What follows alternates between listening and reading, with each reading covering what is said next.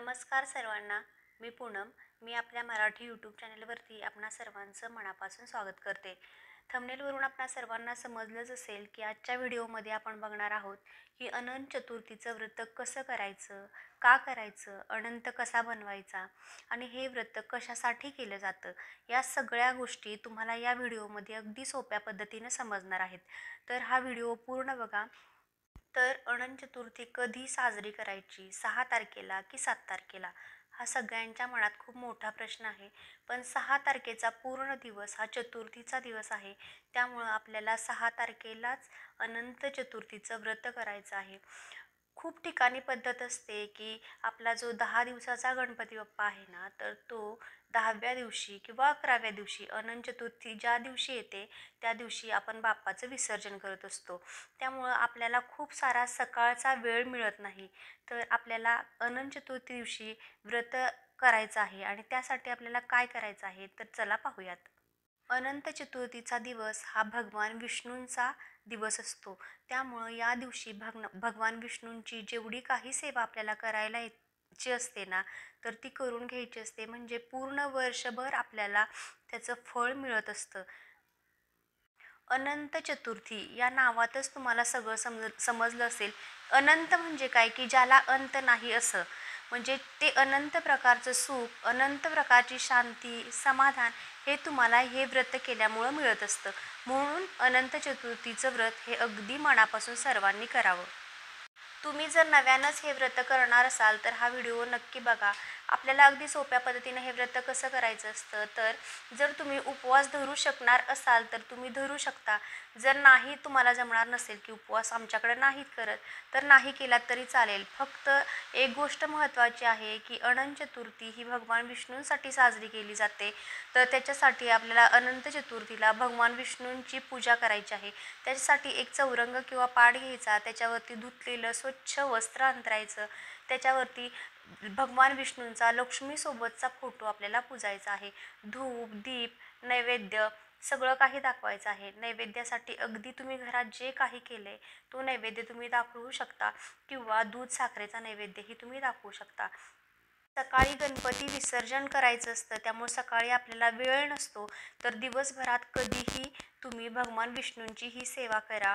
भगवान विष्णूंचा फोटो पूजला, त्याच्यापुढं धूप, दीप, अगरबत्ती सगळं काही लावून घ्यायचं आहे आणि भगवान विष्णूंना तुम्हाला 101 किंवा 1001 अशी तुळशीपत्र अर्पण करायची आहेत.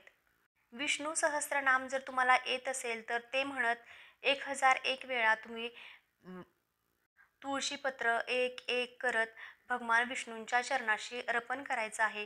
जर तुम्हाला विष्णू सहस्त्रनाम येत नसेल तर ओम नमो भगवते वासुदेवाय नमः या मंत्राचा जप करत ती तुळशीपत्र त्यांच्या चरणाशी अर्पण करायची आहेत. यामुळं काय होतं तर विष्णूंची आपल्यावरती कृपा राहते. अनंत चतुर्थी दिवशी भगवान विष्णू आणि लक्ष्मी या पृथ्वी तलावरती असतात. त्यांचं अस्तित्व हे पृथ्वी तलावर असतं. आपणा सर्वांनाच माहिती आहे की माता लक्ष्मी ही स्थिर नाही आहे, ती खूप चंचल असते. पण जिथं भगवान विष्णूंची सेवा होते तिथून माता लक्ष्मी कुठंही जात नाही.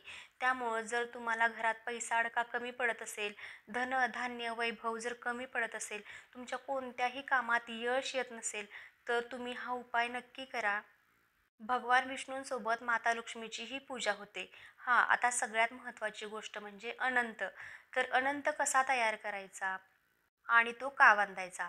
तर कसं असतं ना, अनंत या नावातच सगळं येते. जसं की मी तुम्हाला पहिल्यांदा सांगितलं, आपल्या सर्वांचं रक्षण व्हावं, आपल्या सगळ्यांच्या चांगल्या इच्छा पूर्ण व्हाव्या, कुठल्याही वाईट गोष्टीतून आपल्याला देवाने तारून न्यावं म्हणून हा अनंत आपल्याला आपल्या रक्षणासाठी आपल्या हातात किंवा हातात बांधायचा असतो. तर तो कसा तयार करायचा की तुम्हाला कुठल्याही स्टेशनरी म्हणजे किंवा देवाची जिथं दुकानं भेटतात असतात ना, तिथं तुम्हाला हा अनंत अगदी सहजपणे विकत मिळून जाईल. जर तो नसेल तर मी जसं थंबनेल बनवलं आहे त्याच्यामध्ये दाखवले असा दोरा घेऊन यायचा आणि त्याच्यापासून आपल्याला घरात अनंत बनवायचा आहे. तर अगदी आपण साखळी धागा कसा बांधतो तुम्हाला माहितीच असेल. साखळी टाका जर तुम्हाला बांधता येत असेल तर त्याच्यात 14 गाठी येतील असा अनंत तयार करून घ्यायचा आहे. बरोबर मोजून 14 गाठी बांधायच्या. तो अनंत आपण भगवान विष्णूंच्या फोटोसमोर पूजायचा असतो. ज्यावेळी आपण ही सेवा करतो त्यावेळी माता लक्ष्मी विष्णूंची फोटो एक कलश स्थापन करायचा. त्याच्यासमोर हा आपण बनवलेला किंवा विकत आणलेला अनंत ठेवायचा. 1001 तुळशीपत्र वाहायची. देवाला नमस्कार करायचा आणि सांगायचं की आमच्या सगळ्यांचं वाईट गोष्टीतून रक्षण करा. अनंत असं सुख समाधान आमच्या आयुष्यात येऊ द्या आणि हे वर्ष आमच्या घरात सगळ्यांना सुख समृद्धीचं जाऊ द्या. आणि तुम्ही देवाला नमस्कार करायचा आहे. अगदी सोप्या पद्धतीनं असं तुम्ही अनंत चतुर्थीचं व्रत करू शकता. शक्य असेल तर तुम्ही उपवास करा. नाही केलात तरी काहीही अडचण नसते. फक्त नॉनव्हेज वगैरे काहीही खायचं नाही. आणि अनंत हातात बांधल्यानंतर परान्न वगैरे शक्यतो टाळा. जर घेतलं तर आपण घेऊ शकतो, कारण मुलं जर शिकायला वगैरे बाहेर असतील आणि त्यांच्या हातात जर अनंत बांधला असेल तर ते बाहेरचं त्यांना खावंच लागतं. खाल्लं तरी चालतं. फक्त नॉनव्हेज खायचं आहे की नाही हा तुमचा वैयक्तिक प्रश्न आहे. जर तुम्हाला खायचं असेल तर तुम्ही खाऊ शकता, ते तुमच्या इच्छेप्रमाणे. फक्त जी काही सेवा करताय ती अगदी मनापासून करा, कारण ही सेवा फक्त वर्षातून एकदाच होत असते. अनंत चतुर्थी ही वर्षातून एकदाच येत असते आणि या दिवशी जर आपण ही गोष्ट केली तर आपल्या घरातल्या सगळ्यांचं रक्षण होतं.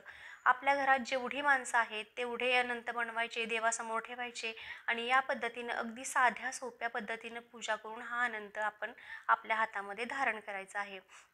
तुम्हाला जर माझा व्हिडिओ आवडला असेल तर व्हिडिओला लाईक आणि चॅनेलला सबस्क्राईब करायला विसरू नका.